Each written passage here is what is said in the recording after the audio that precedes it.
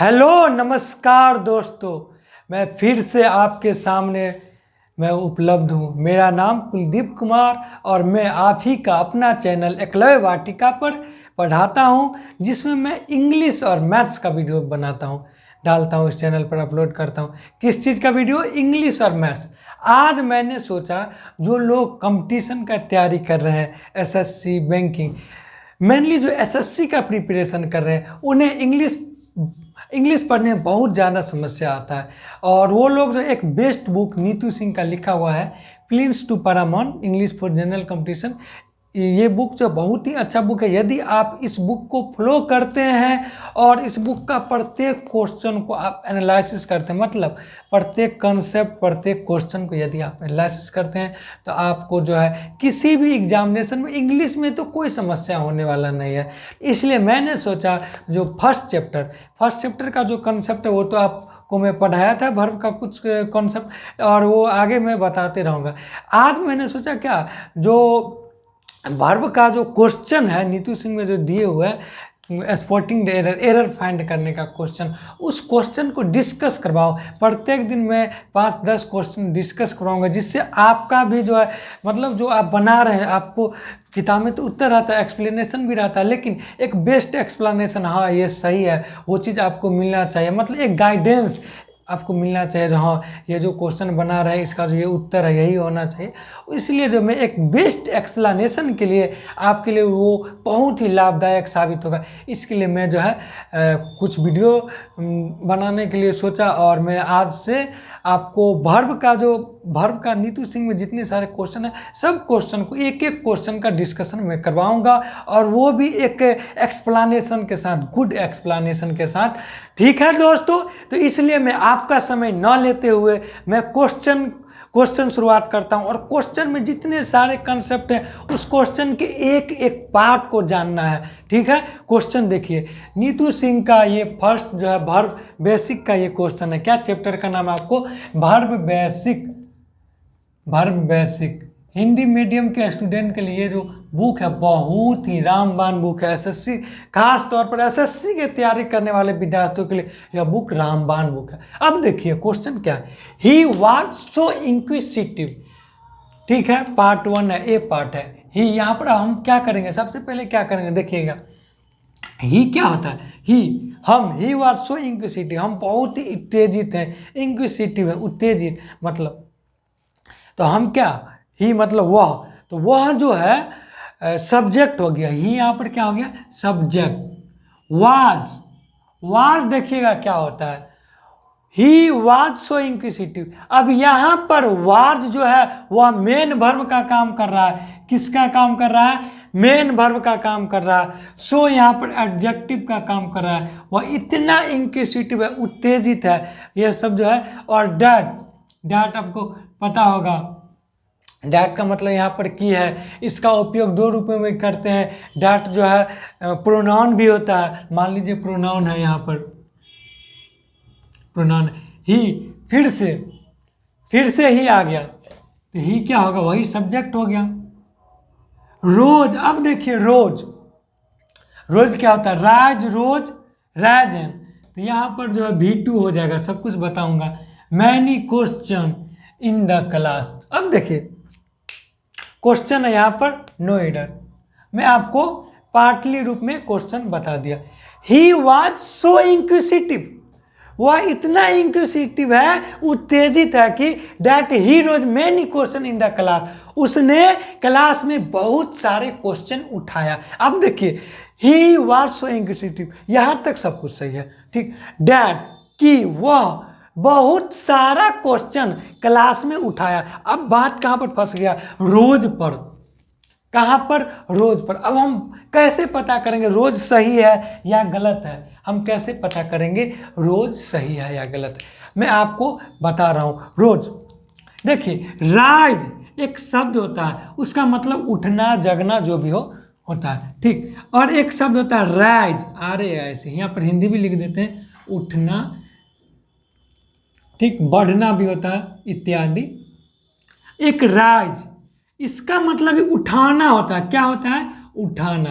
क्या, तो प्रश्न, कोई मुद्दा उठाना, कोई प्रश्न उठाना। जैसे कि आप क्लास में है, आपको कोई भी चीज़ समझ में नहीं आया, कोई कंसेप्ट नहीं समझ में आ रहा, आप किससे प्रश्न उठाओगे, मुद्दा उठाओगे? अपने शिक्षक से। कहोगे सर ये चीज़ मुझे समझ में नहीं आ रहा है, आप इस क्वेश्चन का, इस कॉन्सेप्ट का और डिटेल में एक्सप्लेनेशन कीजिए। ठीक, तो यहाँ पर रेज का मतलब उठाना, प्रश्न, मुद्दा। क्या, प्रश्न, मुद्दा उठाना। एक होता है रेज, इसका मतलब ध्वस्त करना होता है, ध्वस्त करना। ये वर्ब है, ये भी वर्ब है, ये भी वर्ब है, तीनों वर्ब है। क्या, तीनों वर्ब है। अब हम क्या देखेंगे, इसका जो V2 होता है, राइज, रोज, रेजिन, राइजिन, और इसका जो V2 होता है रेजिन होता है, सॉरी, राइज, रेजेड, रेजेड, और इसका रेज्ड और रेज। अब यहां पर हम बोलेंगे उसने क्या प्रश्न उठाया ना, मुद्दा उठाया ना, तो यहाँ पर रोज का मतलब तो जगना होता है, वृद्धि करना होता है, तो यहाँ पर ये सूटेबल होगा नहीं, आप कहिएगा नहीं सूटेबल होगा। मुद्दा उठाना, क्वेश्चन उठाना, उसके लिए रेज, RAISE, रेज शब्द का उपयोग किया जाता है। किस शब्द का उपयोग किया जाता है? RAISE, रेज शब्द का उपयोग किया जाता है, जिसका V2 यहाँ पर जो है वाक्य पास्ट से शुरू हुआ है। एक और चीज मैं आपको बताऊंगा, वाक्य जब पास्ट से शुरू हुआ है आगे भी पास्ट में ही रहेगा। क्या, वाक्य पास्ट से शुरू हुआ है आगे भी पास्ट में रहेगा, तो यहाँ पर रेजिड होगा। क्या होगा? यहाँ पर रेजिड, RAISE, रेजिड। प्रश्न उठाया, प्रश्न उठाया। तो यदि इस सेंटेंस में he was so inquisitive that he raised many questions in the class रहता, तो हम क्या टिक मारते? नो एरर टिक मारते। अभी किस पार्ट में एरर है? तो सी पार्ट में एरर है। इस क्वेश्चन के, इस सवाल के सी पार्ट में एरर है, तो यहाँ पर जो है रेज होगा। रेज का V2 रेजेड होता है, तो रेजेड का प्रयोग यहाँ पर होगा। ठीक है, मुझे उम्मीद है यह क्वेश्चन आपको बहुत अच्छे तरीके से समझ में आ गया होगा। तो आपको ऐसे ही करना है, प्रत्येक पार्ट को देखना है और एकदम बारीकी ढंग से क्वेश्चन को पढ़ना है और उसमें एरर फाइंड करना है, डिटेक्ट करना है। ठीक है, नीतू सिंह के बुक का जो सेकेंड क्वेश्चन है, सेकेंड क्वेश्चन में इसलिए आपको नीतू सिंह बुक बोल रहा हूँ, यदि आप मतलब मेरे वीडियो देख रहे हैं, मतलब जो लोग नए होंगे उन्हें नहीं पता होगा, इसलिए मैं बता दे रहा हूँ। बहुत सारे स्टूडेंट जो एसएससी की प्रिपरेशन करते हैं, मेनली एसएससी का प्रिपरेशन करते हैं, इंग्लिश के लिए नीतू सिंह बुक और एसपी बख्शी बुक दोनों बेस्ट बुक है। हिंदी मीडियम के स्टूडेंट के लिए तो नीतू सिंह रामबाण है। ठीक है, तो वो उस बुक का जो जितने सारे क्वेश्चन है, ठीक, वर्ब हो गया, मतलब जितने सारे चैप्टर हैं उस सब का जो क्वेश्चन है बहुत ही हाई लेवल का क्वेश्चन है, एक लेवल का क्वेश्चन है। जिस क्वेश्चन को आप बनाते हैं, एनालिसिस करते हैं, तो आपका सिलेक्शन जो है पक्का है। ठीक है, आप इंग्लिश में मजबूत हो जाइएगा, आपका जो है इंग्लिश एक लेवल का हो जाएगा। ठीक है, तो ये सेकेंड क्वेश्चन है इस बुक का। He was born to poor parents but brought up in an affluent family. No error. तो मुझे एरर फाइंड करना है, यहाँ पर ए होगा, ए पार्ट है, ये बी पार्ट है, सी और डी। देखिए एक चीज मैं आपको बताना चाहूंगा, ही यहाँ पर क्या है? सब्जेक्ट है, सब्जेक्ट। वाज हेल्पिंग वर्ब है, यदि वाज हेल्पिंग वर्ब है आप कहेगा मेन वर्ब, तो मेन वर्ब वाज। एक चीज और ध्यान देना है, वाज के बाद हमेशा V3 आएगा और V4, V3 या V4, यही दोनों चीज आ सकता है, V2 नहीं आ सकता है। वाज के बाद V3 और V4 ही आएगा। ठीक है, तो यहाँ पर बोर्न पर आ गया, तो बोर्न पर जब आएगा he was born to poor parents, इसका हिंदी हो गया वह गरीब मतलब वह लड़का, किसी लड़का के बारे में चर्चा किया जा रहा है, गरीब माँ बाप के द्वारा पैदा हुआ। ठीक, वह गरीब माँ बाप के द्वारा, पेरेंट्स का मतलब माँ बाप होता है, पिता होता है, गार्जियन होता है। यहाँ पर पेरेंट्स में गार्जियन भी हम लिख सकते हैं, गार्जियन, GUARDIANS।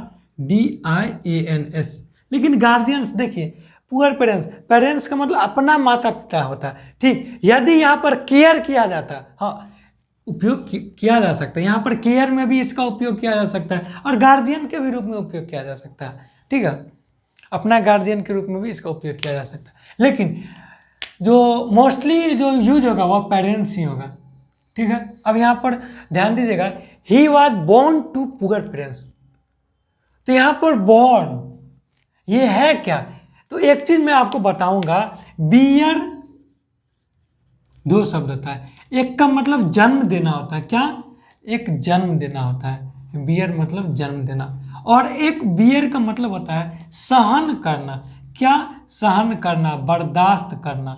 ये दोनों वर्ब है, जन्म देना, ये दोनों वर्ब है, ठीक, ये दोनों वर्ब है। अब आप बताइएगा, वाज के बाद भी3 होगा, ठीक, तो इस दोनों का भी3 हम करते हैं। बियर का जो भी2 होता है वह बोर होता है, और भी3 बोर्न होता है, क्या होता है? बोर्न। और इस बियर का मतलब सहन करना, बर्दाश्त करना। जैसे कि किसी ने आपको कोई बात बोला था, आपको बर्दाश्त करने, सहन करने का, टोलरेट करने का क्षमता होना चाहिए। यहाँ पर बियर का हम लिख सकते हैं सिनोनिम्स, टोलरेट भी होता है, TOLERAT, टोलरेट बहुत सारा होता है, एक टोलरेट भी होता है, इसका मतलब सहन करना, ठीक। आपको सहन करने का, सहनशील होना चाहिए, सहनशील होना चाहिए, ठीक है। अब देखिएगा, बियर का तो भी2 हो गया बोर, और भी3 हो गया बोर्न। अब हम क्या कहेंगे? सहन करना, सहन करना का भी2 और भी3 क्या होता है? तो बियर, इसका जो भी2 होता है बोर्ने होता है, बियर बोर्न, बोर्ने, बोर्ने। आप यहाँ पर कुछ भी लिख सकते हो, ऐसे भी कर सकते हो, कोई दिक्कत नहीं, स्मॉल भी लिख सकते हो, कोई दिक्कत नहीं, ये सब चीज़ चलता है, ठीक है। उस पर ध्यान देना, मेन क्या चीज़ है उस पर ध्यान देना, ठीक। यहाँ पर भी आप ये कर लो, बोल।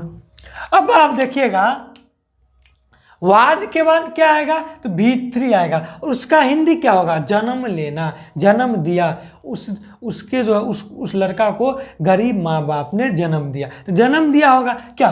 तो बॉर्न। तो यहाँ पर बॉर्ने की जगह पर क्या होगा? बॉर्न होगा। बियर मीन्स जन्म देने का, भी3 क्या है? बॉर्न है। तो अब आप बताइएगा, तो एरर किस पार्ट में था? यहाँ पर बॉर्ने के जगह पर बॉर्न होगा, एरर फर्स्ट पार्ट में है, और बॉर्ने के जगह पर बॉर्न होगा। तो he was born to poor parents. अब देखिए, सब्जेक्ट, हेल्पिंग वर्ब, यहाँ पर बॉर्न जो है वह मेन वर्ब हो जाएगा, क्या हो जाएगा? मेन वर्ब हो जाएगा। टू पुअर पेरेंट्स वो हो गया, ऑब्जेक्ट हो गया, किस परिवार में? तो पुअर पेरेंट्स, गरीब माँ बाप के द्वारा, दैट इज ऑब्जेक्ट। अब देखिए, but brought up in an affluent family, लेकिन उसे एक समृद्ध परिवार में लाया गया, लेकिन उसे समृद्ध परिवार में लाया गया। यहाँ पर बट ब्रॉट अप, ये सही है, ब्रिंग अप मीन्स लाना होता है, ब्रॉट अप ये सही है, बट ब्रॉट अप। अब देखिए, वाक्य जो है पास्ट से शुरू हुआ है, किससे शुरू हुआ है? वाक्य पास्ट से शुरू हुआ है, आगे भी पास्ट में है। ब्रिंग अप रहता है यदि, या ब्रिंगिंग अप, तो यहाँ पर गलत हो जाता है, क्या? बट ब्रॉट अप पास्ट से शुरू हुआ, in an effluent family means एक समृद्ध परिवार में, वाक्य आगे सही है। तो यहाँ पर एरर जो होगा वो फर्स्ट पार्ट में होगा, बॉर्न के स्थान पर बॉर्न होगा, ठीक है।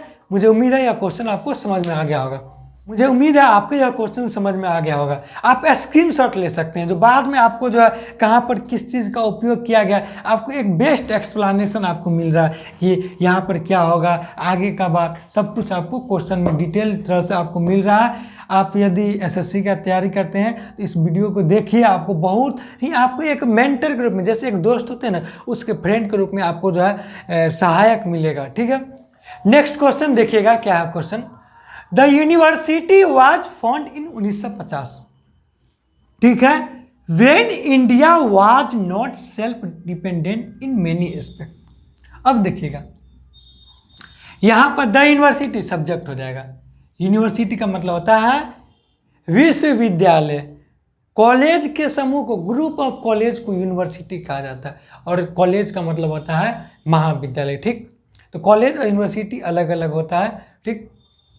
अब देखिएगा, द यूनिवर्सिटी ये सब्जेक्ट हो गया एस, यहां पर was helping verb, found main verb हो गया। इन 1950 में अदर वर्ड्स है, जब इंडिया, फिर यहां पर देखिएगा वेन, कंजंक्शन जोड़ रहा है, कंजंक्शन जो चीज जोड़ता है दो शब्दों को, यहां पर वेन कंजंक्शन हो गया, ठीक है। इंडिया क्या हो जाएगा? सब्जेक्ट हो जाएगा। दो सेंटेंस को जोड़ रहा है, क्या? दो सेंटेंस को जोड़ रहा है, वाज नॉट, ये आपको वाज नॉट सेल्फ डिपेंडेंट, स्वयं निर्भर, was self dependent in many aspect was, देखिए ये हो गया मेन वर्ब, ये मेन वर्ब है, नोट निगेटिव का साइन है, self dependent in many aspect other words है।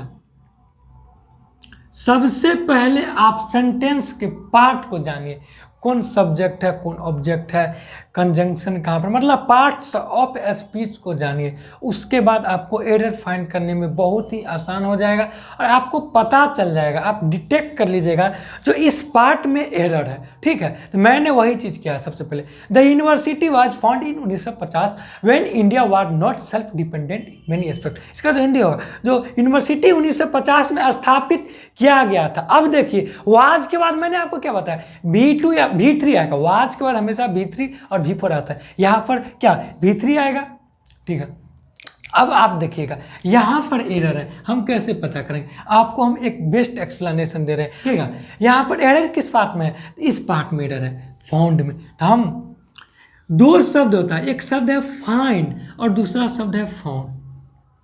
इसका हिंदी पाना होता है, क्या पाना, जैसे कि हम ये चीज़ पा रहे हैं, मैं मतलब क्या कहता है, आई फाइंड दिस थिंग, मैं यह चीज़ पाता हूँ या मैंने यह चीज़ पाया, ये इस तरह का चीज़ कोई भी फाइंड।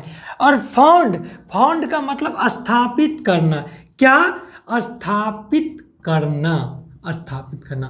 तो अब आप बताइएगा यूनिवर्सिटी को पाया गया कहीं से, ये उपग्रह से आ थोड़ी गया है, उपग्रह से तो आया ना, इसको स्थापित किया गया है, बनाया गया है, इसका निर्माण किया गया है यूनिवर्सिटी का। तो आपको पता हो गया फाउंड के संबंधित, फाउंड का भीतरी जो होगा वही वाज के बाद जो है उसी का प्रयोग होगा और वह सही होगा। तो अब आपको क्या पता करना है, फाउंड का V2 और V3 क्या होता है। तो फाउंड मीन्स स्थापित करना, इसका V2 जो होता है वह फाउंडेड होता है, क्या फाउंडेड होता है, V3 भी फाउंडेड होता है। फाइंड, यदि मान लीजिए किसी जगह पर पाना शब्द का हिंदी आ रहा है, ठीक, और आप फाउंडेड लगा रहे हैं तो वो भी गलत होगा। इसलिए फाइंड फाउंड दोनों आप जान लीजिए, फाइंड और फाउंड दोनों वर्ब है, क्या है, दोनों वर्ब है। ठीक है, अब देखिए find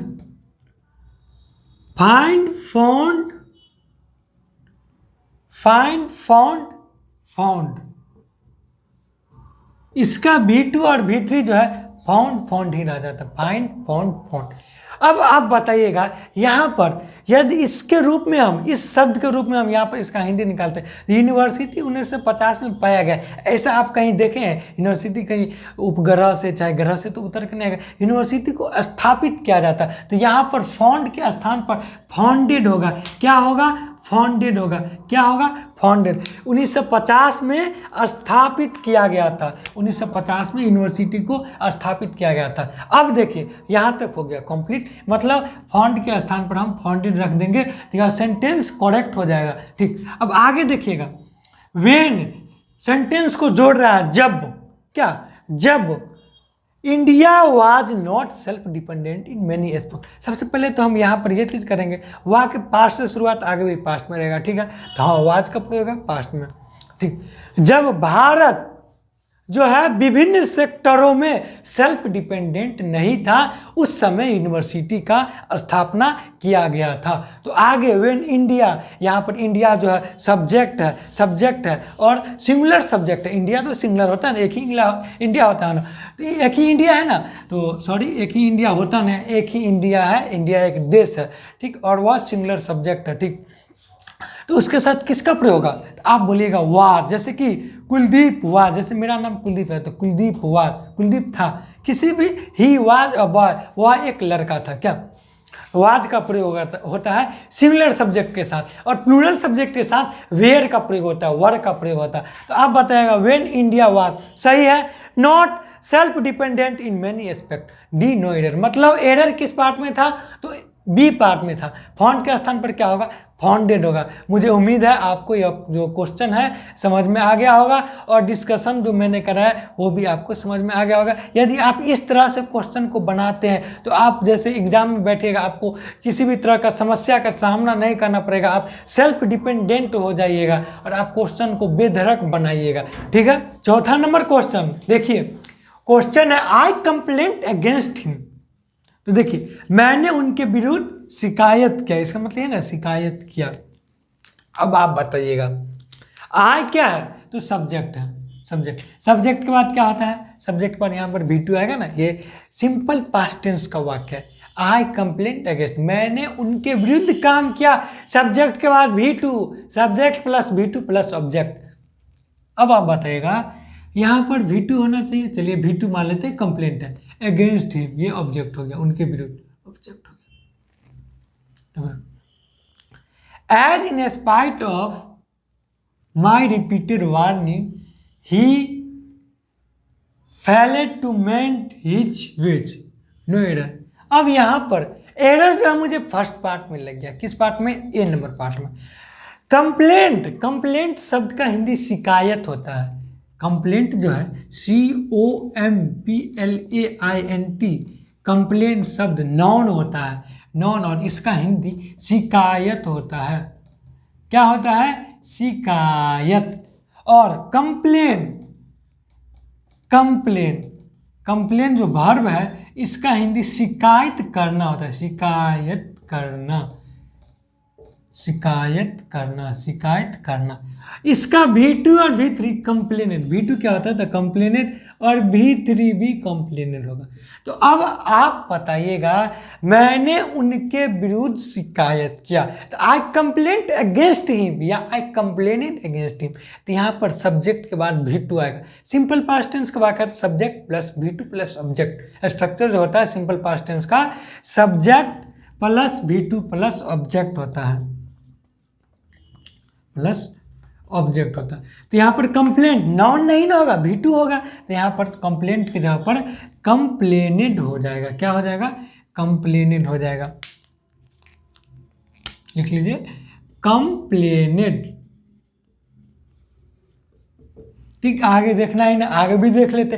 as in spite of my repeated warning, मैंने उनके विरुद्ध शिकायत किया, as in spite of my repeated warning, मतलब मैंने उनको बार बार वार्निंग दे चुका था।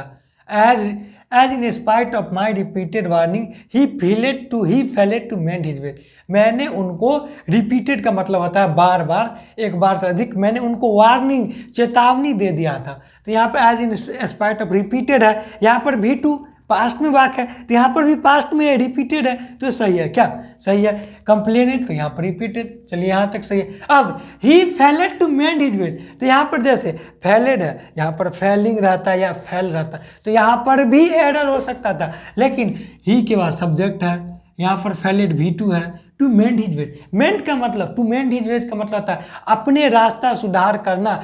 मैंने उनके विरुद्ध कंप्लेन किया, और क्यों कंप्लेन किया, यहाँ पर जो वाक्य है उसको, उसका हिंदी समझिएगा, मैंने उनको बार बार वार्निंग दे चुका था, उसके बाद भी उसने अपने सुधारने का रास्ता, मतलब उसने अपने सुधारने के रास्ता में फेल हो गया, मतलब क्या, उस पर उसने अवलोकित नहीं किया, उसने गलती किया, मेरे विरुद्ध गलती किया, मेरे को तंग किया, कुछ भी किया, इसलिए मैंने कंप्लेन किया। इसका हिंदी भी जानिए, ये हो गया, ठीक है। तो यहाँ पर वाक्य सिंपल पास्ट टेंस में है, तो प्रत्येक स्थान पर जितना बड़ा वाक्य हो प्रत्येक जगह पर सिंपल पास्ट में होगा। यदि फ्यूचर टेंस का प्रयोग किया जाए यहाँ पर तो वाक्य गलत हो जाएगा, ठीक है। तो आपको लगभग उम्मीद करता हूँ समझ में आ गया होगा। यहाँ पर एरर किस पार्ट में था, कंप्लेंट ए पार्ट में था, ये ए पार्ट है, ठीक है। कंप्लेंट की जगह पर कंप्लेंटेड हो जाएगा।